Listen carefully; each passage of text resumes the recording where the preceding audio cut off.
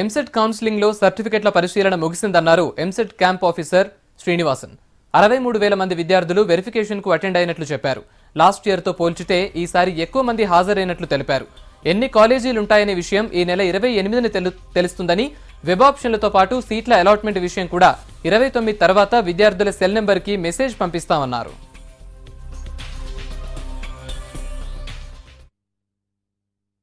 Telangana EAMCET counselling certificates verification process 18వ తారీఖు నాడు మొదలైంది. ప్రతిరోజు కూడా మొదటి రోజు 1 నుండి 15,000 ర్యాంకుల వరకు పిలవడం జరిగింది. ప్రతిరోజు కూడా 15,000 ర్యాంకుల చొప్పున పిలుస్తూ వస్తున్నాము. ఈ రోజు చివరి రోజు 75,001వ ర్యాంకు నుండి చివరి ర్యాంక్ వరకు అంటే 91,000 ర్యాంక్ వరకు కూడా ఈ అభ్యర్థులని సర్టిఫికేట్ తనిఖీల గురించి పిలవడం జరిగింది. మనకు సర్టిఫికేట్ వెరిఫికేషన్ వచ్చినటువంటి ప్రతి స్టూడెంట్ కూడా మన దగ్గర మొబైల్ నెంబర్ రిజిస్టర్ చేసుకున్నారు.